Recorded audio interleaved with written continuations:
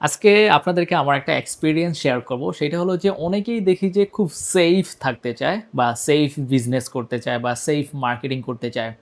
But personally আমি অনেক বেশি রিস্ক নেই এবং আমার বিজনেস লাইফে আমি অনেক রিস্ক নিয়ে থাকি। সো এমন সময় দেখা যায়, এমন অপরচুনিটি চলে আসে এই রিস্ক নেওয়ার কারণে যেইটা আমি আসলে কখনো কল্পনাই করি না।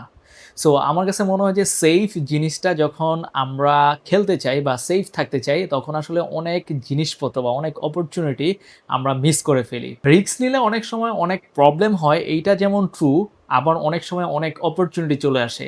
সো ওই অপরচুনিটি দেখা যায় আমাদের যত প্রবলেম প্রিভিয়াসলি হইছে ওইগুলা সব রিকভারি হয়ে যায়।